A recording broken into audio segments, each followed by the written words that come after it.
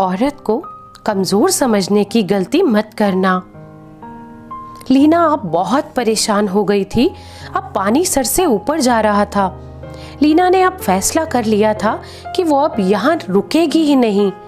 लीना ने trolley bag में अपने सभी कपड़े रखे, स्कूल कॉलेज के मार्कशीट के साथ साथ सभी प्रतियोगिताओं के सर्टिफिकेट भी रख लिए और बैग को बंद करने से पहले उसने एक नज़र पूरे कमरे पर डाली जहां 6 बरस पहले उमेश उसे ब्याह कर लाए थे। उमेश के साथ अपने सुखद भविष्य के जो अनगिनत सपने उसने सजाए थे, वो सब तो खैर अब इन बातों से क्या फायदा। उसका आने वाला कल तो उसके आज के द्वार पर दस्तक दे रहा था। उसने ट्रॉली बैग लॉक किया, हैंडबैग में जरूरत का सभी सामान रखा, अपना टिकट, आई कार्ड और अपॉइंटमेंट लेटर चेक किया, साथ ही रुपए के साथ कुछ चिल्लर रखकर वो आश्वस्त हो गई। ट्रॉली बैग लेकर वो कमरे से बाहर की ओर जाने लगी तो ननद मीना ने मजाक किया, क्यों भाभी, वापस आने का इरादा नहीं है क्या? ऐसा ही समझो।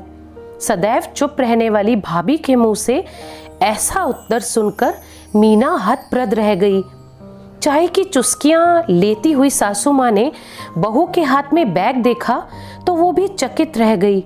लीना दरवाजे तक पहुंची ही थी, उमेश भी ड्राइंग रूम से बाहर निकले और लीना पर बरस पड़े। ये क्या नाटक लगा रखा है? लीना बोली, मुझे नौकरी मिल गई है और मैं जा रही हूँ। सुनकर लीना की सास ठहाका मारकर हंस पड़ी, बोली, तुमको भला कौन नौकरी देगा? मीना भी अपनी माँ की हाँ में हाँ मिलाते हुए बोली, झाड़ू बर्तन करने के सिवाय आपको आता भी क्या है? सुनकर लीना तिलमिलाकर रह गई।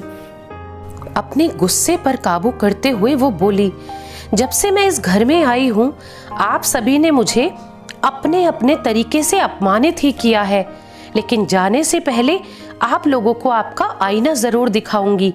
सबसे पहले मिस मीना, तुमको जानकारी दे दूं कि मैंने इंग्लिश ऑनर्स में बीए और इंग्लिश से मैंने पोस्ट ग्रेजुएशन किया है, फिर भी तुम्हारी चाकरी करती रही। मैं तुम्हारी सहेलियों को चाय नाश्ता परोसती और तुम टांग पसार कर महारानी की तरह आराम फरमाती थी। खुद तो कुछ करती नहीं, मेरे कामों में गलतियां निकालकर मुझे अपमानित ही करती रहती थी। मैं अपने अपमान का घूंट पीती रही और तुम प्रसन्न होती रही। मैंने तो तुम्हें अपनी छोटी बहन समझा और तुमने मुझे तुम्हारे जन्मदिन पर जब तुम्हारी सहेलियों ने मेरी तारीफ करना चाहा, तब तुमने उनसे कह दिया कि धेले भर की भी अकल नहीं है इनमें, पता नहीं कहां से भाई इस फूहड़ को उठा लाए। उस दिन मैं बहुत रोई थी। तुम्हारे मन में मेरे लिए जो जहर भरा था, उस दिन उगल कर तुमने मेरी आंखें खोल दी। एक लंबी सांस लेकर वो आगे बोली, सासू माँ, आप विवाह से पहले आपने मेरी माँ से कहा था कि मेरे लिए जैसे मीना है वैसे ही सुनंदा रहेगी, लेकिन एक घूंघट ना रखने की आज़ादी देकर आपने मुझे उम्र भर के लिए गुलाम बना लिया था। पहले तो मेरे आते ही काम वाली बाई को ये कहकर हटा दिया कि सास बहू मिलकर कर लेंगे, लेकिन एक दिन पैर दर्द का बहाना लेकर आप जो बिस्तर पर बैठी, तो आज तक आप वो बैठी ही हैं। कभी खाने में तो कभी सफाई की कमियां निकालना तो जैसे आपकी आदत सी बन गई थी। बाहर तो कभी जाने नहीं दिया और टेलीविजन देखने बैठती तो कभी आपकी चाय पीने की इच्छा होती तो कभी आपके सुपुत्र की।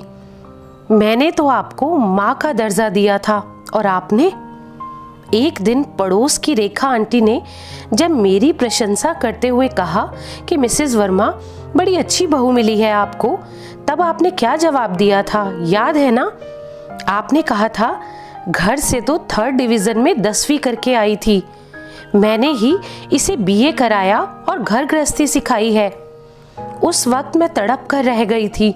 आपने तो मेरी पहचान, मेरे वजूद को मिटाने में कोई कसर नहीं छोड़ी थी। मैं चाहती तो उस वक्त अपना मुंह खोल सकती थी, लेकिन मेरे संस्कारों ने मेरे मुंह पर ताले लगा दिए थे। परंतु उस दिन के अपमान से मैंने एक सबक सीखा। अब लीना ने उमेश की तरफ देखा, जो ये सोचकर मन मन मुस्कुरा रहा था कि मैं तो उसका पति हूँ, मेरी हर गलती को माफ करना उसका धर्म है। तो लीना बोली, जी भर के मुस्कुरा लो उमेश, शायद तुम फिर ना मुस्कुरा पाओ। क्या मतलब? क्रोध से चीखते हुए पूछा। तो लीना बोली, बताती हूँ, इतने उतावले क्यों होते हो? तुम्हारी तो एक एक परत खोलनी है मुझे।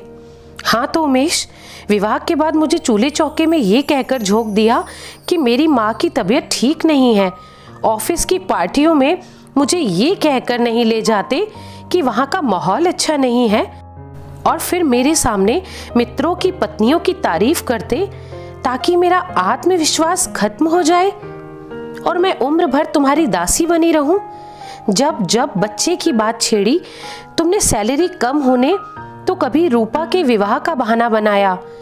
मैंने तुम्हारे हर बहाने, हर झूठ को शिरोधार्य किया, और एक दिन टेबल साफ करते समय गलती से तुम्हारी घड़ी क्या गिर गई, तुमने झट से मुझ पर हाथ उठा दिया।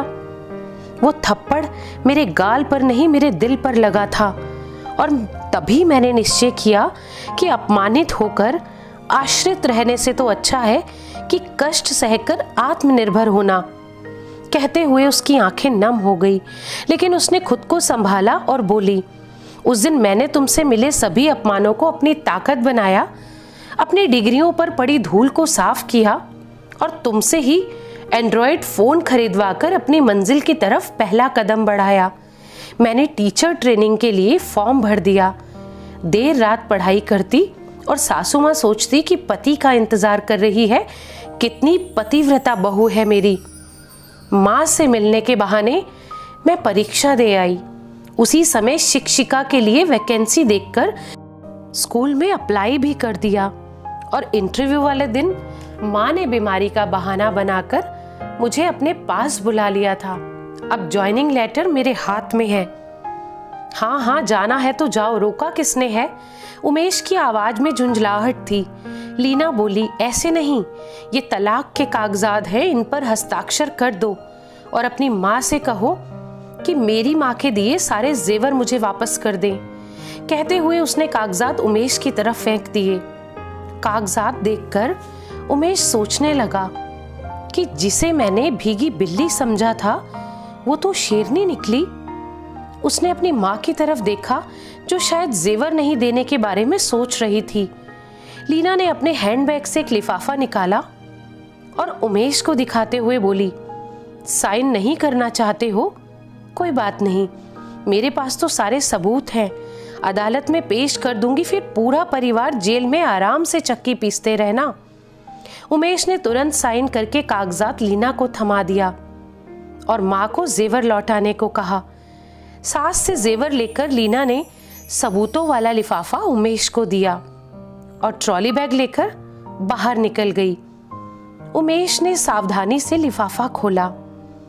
उसमें गुलाबी रंग का एक कागज था, जिस पर लिखा था कि नारी को कमजोर समझकर अपमानित करने की भूल मत करना, क्योंकि अपमान हमेशा अभिशाप नहीं होता, कभी कभी वरदान भी बन जाता है।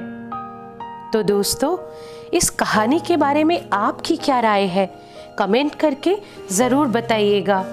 और ये वीडियो अगर आपको पसंद आई हो तो प्लीज़ लाइक ज़रूर कीजिएगा, और ऐसी ही दिल को छू लेने वाली और प्रेरणादायक कहानियाँ सुनने के लिए इस चैनल को सब्सक्राइब करें। धन्यवाद।